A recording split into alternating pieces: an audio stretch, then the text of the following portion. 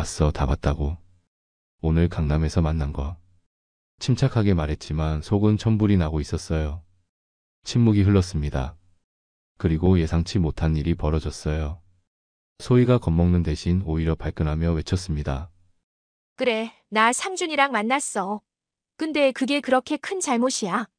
순간 말문이 막혔어요. 이런 반응은 예상하지 못했거든요.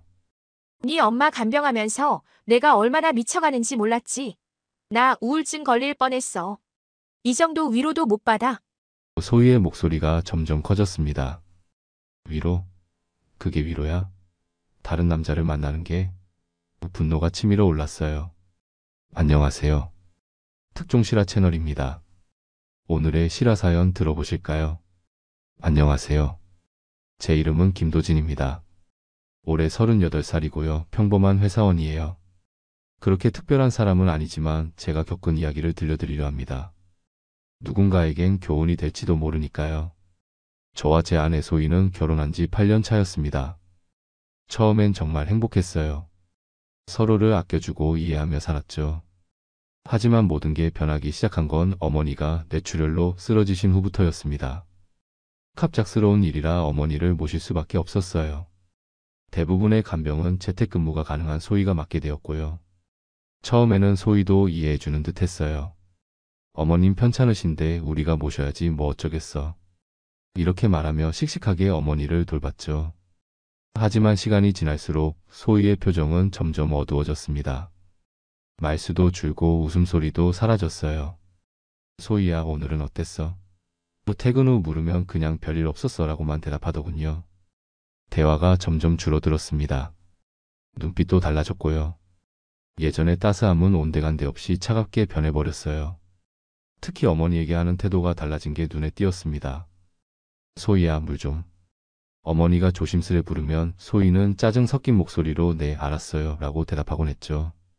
물을 가져다 주며 내려놓는 소리도 거칠었습니다. 어머니는 그런 소희를 보며 미안한 표정만 짓곤 하셨어요. 한 번은 어머니가 밤중에 화장실에 가고 싶다고 소희를 불렀는데 소희가 한숨을 크게 쉬며 일어나는 모습을 봤습니다. 그 순간 가슴이 아팠어요. 소희도 힘들겠지 생각하며 제가 대신 일어났죠. 내가 할게, 소희야. 넌 계속 자. 소희는 아무 말 없이 다시 이불을 뒤집어 썼습니다. 어머니를 부축해 화장실로 모시는 동안 등 뒤로 소희의 한숨 소리가 들렸어요. 돌아와 보니 소희는 등을 돌린 채 자는 척하고 있었습니다. 엄마, 미안해요. 소희도 요즘 많이 힘든가 봐요. 다음날 아침 어머니께 조용히 말씀드렸죠. 어머니는 손사래를 치며 아니다, 내가 미안하지. 젊은 애들 생활에 방해가 되는구나 하시며 눈물을 훔치셨습니다. 그 모습에 마음이 더 아팠어요. 회사에서도 집 걱정의 일에 집중하기 힘들었습니다. 문득문득 소희의 차가운 눈빛이 떠올랐거든요. 이게 다 일시적인 거겠지, 소희도 적응 기간이 필요한 거겠지라고 스스로를 위로했어요. 하지만 마음 한구석에선 불안감이 자라고 있었습니다. 우리 사이에 무언가 크게 잘못되고 있다는 느낌, 그것이 점점 커져가고 있었어요. 소희의 변화는 날이 갈수록 심해졌어요. 처음에는 그저 피곤해 보이는 정도였는데 이제는 완전히 다른 사람 같았습니다. 집안일도 대충 하기 시작했어요. 예전에는 깔끔하게 정리되어 있던 집이 점점 어수선해졌죠.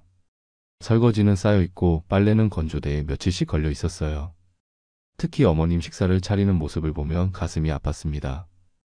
예전에는 정성껏 준비하던 반찬들이 이제는 간편식으로 대체되었죠. 컵라면이나 즉석밥 같은 것들요. 어머님은 그래도 잘 먹겠다며 고개를 숙이셨습니다. 그 모습을 볼 때마다 죄책감이 들었어요. 소희야, 혹시 도우미분을 한 분 구할까? 너무 힘들면 말해. 어느 날 조심스레 제안했죠. 소희는 피식 웃더니 지금 와서 벌써 반년이나 지났는데 라며 비꼬듯 말했어요. 그 말에 할 말을 잃었습니다. 정말 소희 혼자 너무 많은 부담을 지우고 있었던 걸까요? 그렇다 해도 어머니를 이렇게 대하는 건 이해할 수 없었습니다. 퇴근하면 소희는 거의 방에 틀어박혀 있었어요. 피곤해서 좀 쉴게라는 말과 함께 방문을 닫곤 했죠. 가끔은 문을 잠그기까지 했습니다. 휴대폰만 들여다보며 시간을 보내는 모습이 자주 보였어요. 메시지가 오면 화면을 황급히 가리는 모습도 눈에 띄었고요. 소희야, 나 좀 혼자 있게 해줄래? 대화를 시도하면 항상 이런 대답이 돌아왔습니다. 점점 거리감이 커져갔어요. 같은 집에 살면서도 마치 다른 세계에 있는 것 같았죠. 어느 날 우연히 소희의 스마트워치를 보게 되었어요.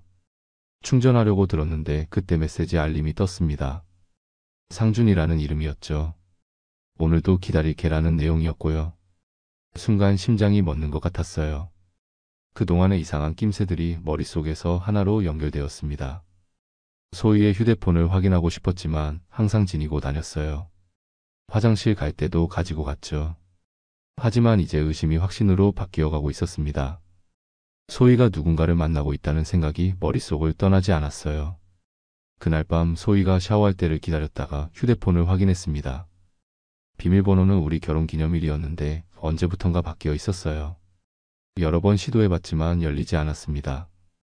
소희가 샤워를 마치고 나오기 전에 서둘러 제자리에 돌려놓았죠. 뭐해? 소희가 물었어요. 아무것도. 그냥 침대 정리하고 있었어. 거짓말을 했습니다.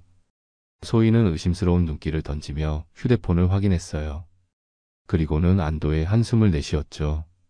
그 모습에 가슴이 더 아팠습니다. 이제 확실해졌어요.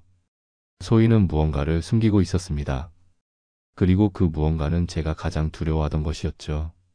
하지만 직접적인 증거가 필요했어요. 마음의 준비를 하며 다음 날을 기다렸습니다. 다음 날 저는 일부러 출근한다며 집을 나섰어요. 하지만 실제로는 2블록 떨어진 곳에 차를 세워두고 집을 지켜봤습니다. 가슴이 빠르게 뛰었어요.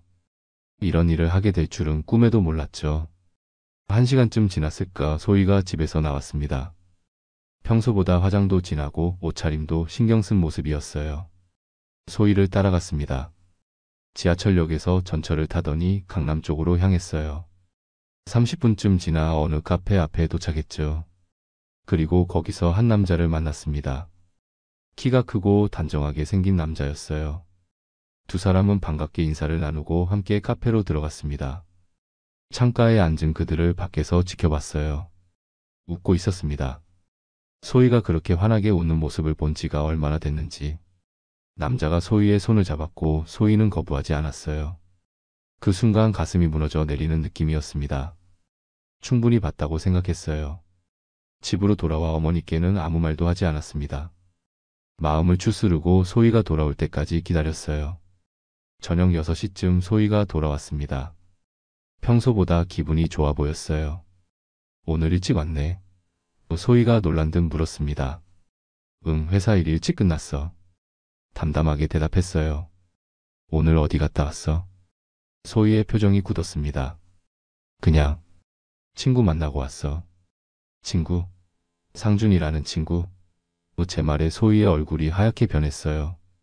뭐? 무슨 소리야? 소희가 더듬거리며 물었습니다. 봤어, 다 봤다고. 오늘 강남에서 만난 거. 침착하게 말했지만 속은 천불이 나고 있었어요. 침묵이 흘렀습니다. 그리고 예상치 못한 일이 벌어졌어요. 소희가 겁먹는 대신 오히려 발끈하며 외쳤습니다. 그래, 나 상준이랑 만났어. 근데 그게 그렇게 큰 잘못이야? 순간 말문이 막혔어요. 이런 반응은 예상하지 못했거든요. 네 엄마 간병하면서 내가 얼마나 미쳐가는지 몰랐지? 나 우울증 걸릴 뻔했어. 이 정도 위로도 못 받아? 소희의 목소리가 점점 커졌습니다. 위로? 그게 위로야? 다른 남자를 만나는 게? 분노가 치밀어 올랐어요. 넌 나한테 관심도 없잖아. 항상 엄마. 난 어디 있었어? 내가 얼마나 외로웠는지 알아? 소희가 울면서 소리쳤습니다. 그 말에 더 화가 났어요. 그래서 바람을 피운 거야? 그게 내 변명이야? 변명 아니야. 현실이라고. 나도 사람이야. 나도 누군가에게 소중하게 대접받고 싶었다고. 소희의 얼굴은 이제 분노로 일그러져 있었습니다. 그런 말 했어야지. 대화로 풀었어야지. 왜 이렇게? 목소리가 떨렸어요. 말했어? 몇 번이나 말했는데. 나 힘들어, 좀 도와줘, 대화 좀 하자. 넌 듣고도 못 들은 척 했잖아. 소희가 울부짖었습니다. 그 말이 사실인지는 기억나지 않았어요. 정말 소희가 그렇게 말했나? 제가 무시했나? 혼란스러웠습니다. 하지만 그래도 바람을 피울 이유는 되지 않았어요. 그래서 바람 피운 건 정당화될 수 없어. 단호하게 말했습니다. 그래, 바람 났어. 근데 난 억울해. 소희가 마지막으로 한마디 던지고는 방으로 들어가 문을 쾅 닫았습니다. 그날 밤 저는 소파에서 잠을 청했어요. 잠은 오지 않았습니다. 머릿속에서는 소희와의 추억들, 그리고 오늘 본 광경이 계속 교차했어요. 모든 것이 무너져 내리는 기분이었습니다.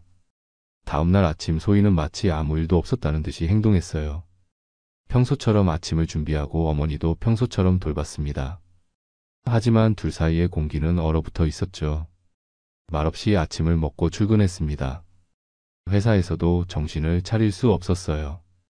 동료들이 저를 걱정하는 눈치였지만 아무에게도 말할 수 없었습니다. 점심시간 공원 벤치에 앉아 소희에게 전화를 걸었어요. 우리 대화 좀 해야겠어. 가능한 한 차분하게 말했습니다. 뭘 더 대화해. 이미 다 알잖아. 소희의 목소리는 냉담했어요. 네가 왜 그렇게 됐는지 이해하고 싶어. 진심을 담아 말했습니다. 잠시 침묵이 흐른 뒤 소희가 한숨을 쉬었어요. 알았어. 저녁에 얘기하자. 퇴근 후 집에 돌아오니 소희는 거실 소파에 앉아 있었습니다. 어머니는 이미 주무시고 계셨어요. 소희 앞에 앉았습니다. 언제부터였어? 조용히 물었어요. 4개월 전부터. 소희도 솔직하게 대답했습니다. 어떻게 만났어? 인터넷으로. 우울증 관련 카페에서. 그도 비슷한 상황이었어. 소희가 말했어요. 진짜 사랑해? 소희는 고개를 숙였습니다. 모르겠어. 그냥 그 사람이랑 있으면 위로가 돼. 그럼 나는? 우리 결혼은? 나도 처음엔 그냥 위로받고 싶었을 뿐이야. 하지만 점점 소희의 말이 흐려졌어요. 가슴이 찢어지는 기분이었습니다. 정말 내가 너를 그렇게 소홀히 했어? 그 말에 소희의 눈에서 불이 붙었어요. 간병하다 사람이 무너지는 거 몰라? 너는 나를 전혀 몰라줬어. 그래도 다른 남자를 만날 이유가 네 엄마가 날 망쳤어. 소희가 갑자기 소리쳤습니다. 난 간병인이 아니라 아내로 살고 싶었다고. 그 말에 화가 치밀었어요. 엄마를 핑계대지 마. 엄마가 뭘 잘못했어? 병든 게 잘못이야? 난 이런 삶을 원한 적 없어. 결혼할 때 이런 거 약속한 적 없다고. 소희의 목소리가 떨렸습니다. 부부라면 어려울 때 함께하는 거야. 건강할 때나 병들 때나 그 맹세 기억 안 나? 제 목소리도 커졌어요. 그건 우리 둘 얘기지 네 엄마 얘기가 아니잖아. 소희가 발을 구르며 말했습니다. 분노 속에서도 참으며 말했어요. 우리 엄마를 내 변명의 도구로 쓰지 마. 널 이해했던 내가 병신이었다. 소희는 한동안 아무 말도 하지 않았습니다. 그리곤 갑자기 웃기 시작했어요. 섬뜩한 웃음이었죠. 넌 날 이해한 적 없어. 평생 네 입장만 생각했지. 소희가 차갑게 말했습니다. 그래. 그럼 이제 어쩌려고? 이혼하자. 소희가 단호하게 말했어요. 난 더 이상 못 견디겠어. 그 말에 가슴이 찢어지는 듯했지만 더 이상 붙들 수 없다는 걸 알았습니다. 알았어. 네가 원하는 대로 하자. 위자료는 포기해. 나도 정신적 피해가 있으니까. 네 엄마 때문에. 소희가 당당하게 말했어요. 그 말에 모든 감정이 무너져 내렸습니다. 어떻게 이렇게까지 말할 수 있지? 어머니를 계속 핑계 삼다니. 더 이상은 참을 수 없었어요. 네가 하고 싶은 말은 다 했어? 차갑게 물었습니다. 응, 이제 시원하다. 소희가 피식 웃었어요. 그래, 알았어. 근데 이것만 기억해. 넌 어머니 때문에 힘들었다고 했지만 사실은 그냥 내 이기심을 정당화하는 거야. 진짜 사랑은 그런 게 아니야. 소희는 코웃음을 쳤습니다. 사랑? 그런 거 이제 필요 없어. 난 이제 자유롭게 살 거야. 그날 밤 소희는 짐을 싸서 나갔어요. 어디로 갔는지는 묻지 않았습니다. 아마 그 상준이란 남자에게 갔겠죠. 혼자 남겨진 저는 어머니 방에 들어가 무릎을 꿇고 울었습니다. 어머니는 제 머리를 쓰다듬으며 아무 말도 하지 않으셨어요. 모든 걸 알고 계셨던 걸까요? 소희가 떠난 후 집은 이상하리만치 고요해졌어요. 처음에는 그 공허함이 견디기 힘들었습니다. 아침에 일어나면 소희의 빈자리가 눈에 들어왔고 밤에는 그녀의 향기가 남아있는 베개를 끌어안고 잠들곤 했죠. 하지만 시간이 지날수록 그 공허함은 조금씩 채워지기 시작했어요. 어머니와 보내는 시간이 늘었고 오히려 전보다 편안한 분위기가 조성되었습니다. 어느 날 소희에게서 연락이 왔어요. 이혼 조건에 대한 내용이었습니다. 메시지를 읽으며 그녀의 뻔뻔함에 다시 한번 놀랐어요. 위자료는 내가 받아야 한다고 생각해. 네 엄마 간병하느라 경력도 단절됐고 정신적으로도 힘들었으니까. 메시지를 읽고 웃음이 나왔습니다. 나보고 미안하라고? 웃기지 마. 바람 피운 사람이 무슨 위자료를 받겠다고? 하지만 바로 대응하지 않았어요. 더 좋은 방법이 있다고 생각했거든요. 소희의 메시지에 간단히 답장했습니다. 알았어. 변호사를 통해 얘기하자. 그리고 바로 행동에 옮겼어요. 첫 번째로 한 일은 전문 변호사를 만나는 것이었습니다. 불륜에 관련된 증거 수집이 필요했어요. 변호사는 차분하게 조언해 주었죠. 증거가 필요합니다. 문자 메시지, 사진, 목격자, 진술 같은 것들요. 최대한 많이 모아오세요. 그날부터 저는 증거 수집을 시작했어요. 소희가 나간 날 찍었던 사진들, 우연히 보게 된 스마트워치 메시지의 스크린샷, 그리고 가장 중요한 것은 제 차 블랙박스에 담긴 영상이었습니다. 소희와 그 남자가 만나는 장면이 선명하게 찍혀 있었어요. 또한 통신사를 통해 소희의 통화 기록도 확보했습니다. 상당히 오랜 기간 동안 특정 번호와 빈번하게 통화한 기록이 있었어요. 그리고 그 번호의 주인이 박상준이라는 것도 알아냈습니다. 변호사는 제가 가져온 증거들을 보고 만족스러운 표정을 지었어요. 충분합니다. 이 정도면 위자료는커녕 재산 분할에서도 소희 씨에게 불리하게 작용할 겁니다. 한편 소희는 여전히 당당했어요. 이혼 서류를 준비하는 동안에도 몇 번이나 연락해왔죠. 이혼하면 상준이랑 갈 거니까 알아서 해, 이런 메시지를 보내기도 했습니다. 그런 메시지마다 화가 치밀었지만 참았어요. 더 큰 그림을 그리고 있었으니까요.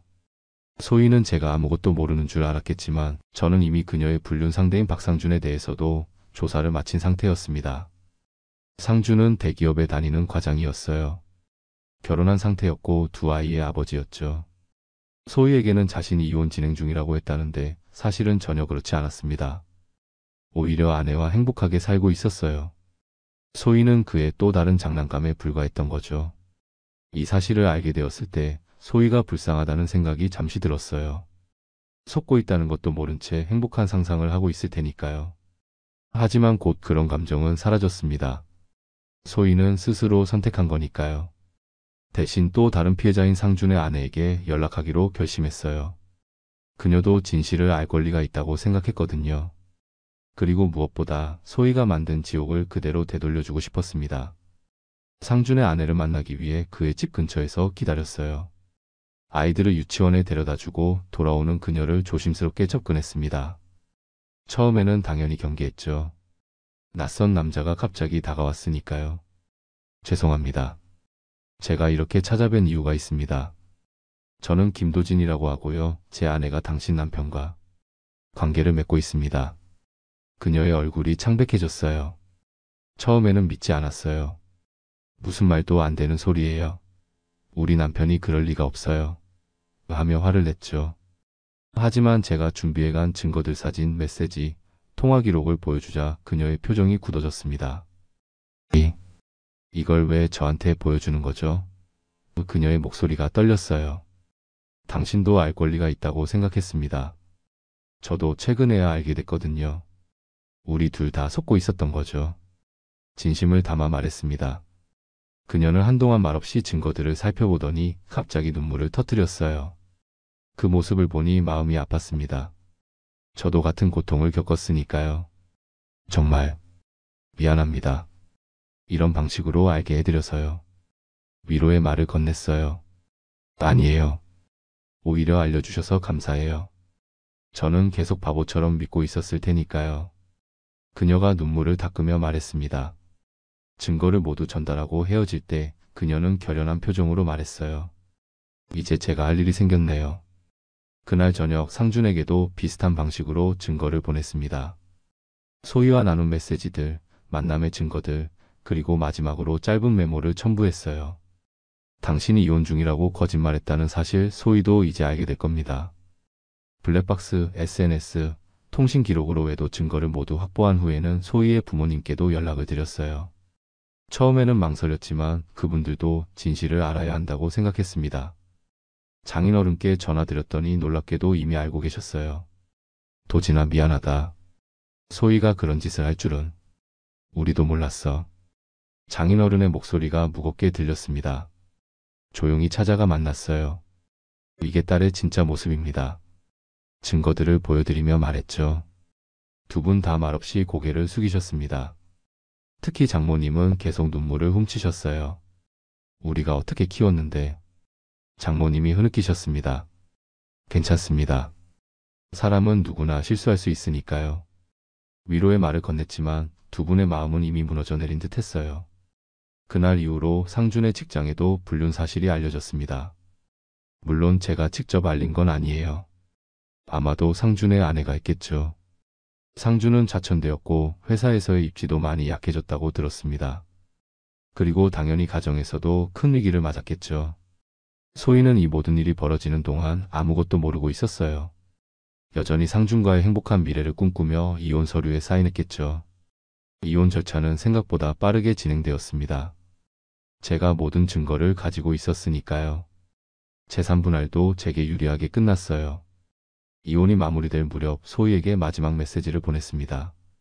상준이가 결혼했다는 사실, 그리고 두 아이의 아버지라는 사실. 알고 있었어. 소희는 바로 전화를 걸어왔어요. 목소리가 떨리고 있었습니다. 무슨 소리야? 상준이는 이혼 진행 중이라고. 거짓말이야. 그리고 이제 그의 아내도 모든 걸 알아. 증거도 다 받고. 전화 너머로 소희의 흐느끼는 소리가 들렸어요. 모든 게 무너져 내리는 순간이겠죠. 하지만 저는 더 이상 동정심을 느끼지 않았습니다. 소희는 자신의 선택에 책임을 져야 했으니까요. 네가 만든 지옥 이제 돌려받을 차례야. 마지막으로 말하고 전화를 끊었습니다. 이혼 후 얼마 지나지 않아 상준으로부터 소식이 들려왔어요. 그는 결국 아내의 용서를 받고 가정으로 돌아갔다고 합니다. 물론 쉽지 않은 과정이었겠지만 아이들을 위해 아내가 한 번 더 기회를 준 것 같았어요. 반면 소희는 완전히 버려진 상태였죠. 예상대로였습니다. 상준은 소희에게 모든 걸 끝내자고 했어요. 넌 간병 핑계로 바람피운 여자야. 믿음이 안 가. 이런 말을 남기고 연락을 끊었다고 하더군요. 소희의 부모님께 들은 이야기로는 소희가 심하게 우울해졌다고 해요. 모든 것을 잃은 후에야 자신이 무엇을 했는지 깨달았나 봅니다. 직장도 그만두고 거의 집에만 틀어박혀 있다고 하셨어요. 도진아, 소희가 너한테 연락하고 싶어 한다. 한 번만 받아줄 수 없겠니? 장인어른이 조심스레 부탁하셨습니다. 잠시 고민했어요. 과연 소희와 다시 대화할 필요가 있을까? 하지만 모든 것이 끝난 지금 마지막 대화 정도는 할 수 있겠다고 생각했습니다. 알겠습니다. 한번 만나보겠습니다. 소희와는 조용한 카페에서 만났어요. 눈에 띄게 야위었더군요. 화장기 없는 얼굴에 생기도 없었습니다. 제 앞에 앉아 고개를 숙인 채 오랫동안 말을 꺼내지 못했어요. 할 말 있어서 만나자고 했잖아. 먼저 입을 열었습니다. 소희는 떨리는 손으로 머그잔을 잡았어요. 미안해. 정말 미안해. 미안하다고 해서 돌아올 것들이 아니야. 냉정하게 말했습니다. 알아. 그래도 말하고 싶었어. 소희의 눈에 눈물이 고였어요. 내가 정말 바보 같았어. 소중한 걸 다 잃어버렸어. 왜 그랬어? 정말 그렇게 힘들었어? 궁금했습니다. 소희는 한참을 생각하더니 고개를 끄덕였어요. 힘들었어. 하지만 그게 다가 아니었던 것 같아. 어쩌면 나는 그냥 도망치고 싶었던 것 같아. 책임에서 현실에서. 그래서 상준이를 선택한 거야? 응. 그 사람은 나에게 현실이 아닌 꿈 같은 도피처였어. 하지만 그것도 다 거짓이었지. 소희가 쓴웃음을 지었습니다. 침묵이 흘렀어요. 카페에 잔잔한 음악만이 들려왔습니다. 우리 다시 시작할 수 없을까? 나 그땐 너무 힘들었어. 정신이 제대로 박혀있지 않았던 것 같아. 소희가 조심스레 물었어요. 그 말을 듣는 순간 예전에는 가슴이 뛰었을지도 모릅니다. 하지만 이제는 달랐어요. 고통을 겪으면서 저도 많이 단단해졌거든요. 차갑게 말했습니다. 힘들면 누구든 바람부터 피는 거야. 넌 그렇게 쉽게 망가지는 사람이었구나. 소희의 얼굴이 흠칫했어요. 눈물이 볼을 타고 흘러내렸습니다. 도진아, 이제 와서 뭘 바라는 거야? 다 끝난 일이야. 넌 선택했고 난 그 선택을 받아들였어. 확고하게 말했습니다. 정말 조금의 가능성도 없어? 소희의 목소리가 떨렸어요. 없어. 버림받은 건 결국 너야, 소희야. 네가 먼저 나를, 우리 결혼을 버렸으니까. 단호하게 답했습니다. 그 말에 소희는 더 이상 아무 말도 하지 못했어요. 한동안 울기만 했죠. 마지막으로 카페를 나서기 전 소희에게 말했습니다. 행복하길 바랄게. 하지만 그 행복을 찾는 건 이제 내 몫이야. 소희와의 마지막 만남 이후 저는 새로운 삶을 시작했어요. 먼저 어머니를 요양병원에 모셨습니다. 물론 버리는 게 아니라 더 전문적인 케어를 받게 해드리기 위해서였어요. 주변에 평판이 좋은 곳을 찾아 모시고 매일 퇴근 후에 들러 함께 시간을 보냈습니다. 어머니의 상태는 천천히 호전되고 있었어요. 전문 의료진의 관리 덕분인지 이전보다 표정도 밝아지셨고 말씀도 조금씩 늘어났습니다. 어머니를 볼 때마다 이게 진짜 사랑이구나라는 생각이 들었어요. 힘든 시간을 함께 견디는 것, 그게 진정한 사랑이니까요. 회사에서의 업무에도 더 집중할 수 있게 되었습니다. 오히려 승진도 했어요. 이전보다 책임은 무거워졌지만 그만큼 보람도 컸습니다. 동료들도 제가 달라진 것을 느끼는 눈치였어요. 도진 씨, 요즘 뭐 좋은 일 있어? 얼굴에 생기가 돌아왔네. 부장님이 어느 날 말씀하셨죠. 아, 그냥 많은 것들이 정리됐습니다. 미소로 답했어요. 집은 더 이상 무거운 공기로 가득 찬 곳이 아니었습니다. 오히려 평화로운 안식처가 되었어요. 혼자 살게 되었지만 외롭다는 생각은 들지 않았습니다. 가끔 친구들을 초대해 함께 식사하기도 하고 취미생활도 다시 시작했어요. 수년 동안 접어두었던 기타도 다시 꺼내 연주하기 시작했습니다. 소희에 대한 생각은 점점 희미해졌어요. 가끔 그녀의 웃는 모습이 떠오를 때도 있었지만 더 이상 가슴이 아프지는 않았습니다. 그저 지나간 시간의 한 조각으로 남았을 뿐이었죠. 소희의 근황은 가끔 장인어른을 통해 들었어요. 새로운 직장에 취직했다고 합니다. 작은 회사지만 나름대로 적응하고 있다고 하더군요. 연애는 하지 않는다고 했습니다. 아직 상처가 크니까요. 그 소식을 들으며 다행이다라고 생각했어요. 소희도 이제 자신의 길을 찾아가고 있는 것 같았으니까요. 어느 주말 요양병원에서 어머니와 함께 식사를 하고 있었어요. 병원 식당에서 평범한 식사였지만 어머니와 나누는 대화가 소중하게 느껴졌습니다. 아들, 이제 괜찮니? 어머니가 조심스레 물으셨어요. 네, 엄마. 이제 괜찮아요. 진심으로 대답했습니다. 소희 얘기는 이제 안 하는구나. 어머니의 눈에 걱정이 스쳤어요. 그건 이제 지난 일이에요. 엄마가 더 걱정하지 마세요. 어머니는 잠시 생각에 잠기더니 말씀하셨습니다. 내가 없었으면 너희 결혼 생활이 더 행복했을까? 그 말에 가슴이 아팠어요.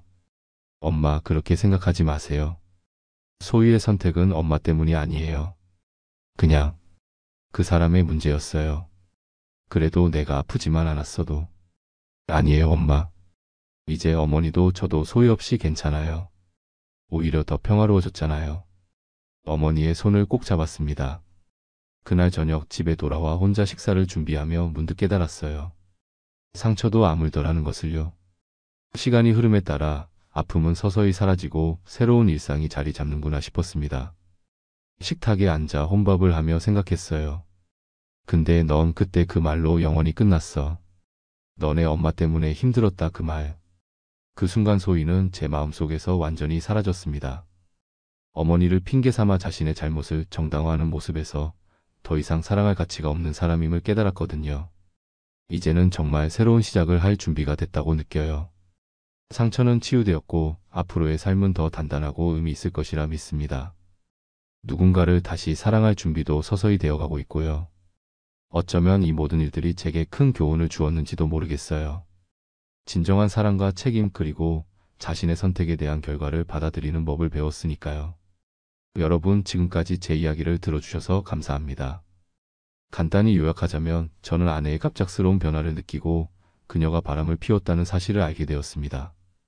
더 충격적인 것은 아내가 어머니의 간병을 핑계로 자신의 행동을 정당화하려 했다는 점이었죠. 하지만 결국 진실이 모두에게 드러났고 아내는 자신의 선택에 대한 대가를 치르게 되었습니다. 저는 상처를 딛고 일어나 새로운 삶을 시작했고 어머니와의 관계도 더욱 돈독해졌습니다. 여러분이라면 이런 상황에서 어떻게 하셨을까요? 배우자의 외도를 알게 되었을 때 용서하고 다시 시작하셨을까요? 아니면 저처럼 단호하게 이별을 선택하셨을까요? 또 가족, 간병과 같은 어려운 상황에서 부부가 서로를 지키기 위해 어떤 노력을 해야 한다고 생각하시나요? 여러분의 생각이 궁금합니다.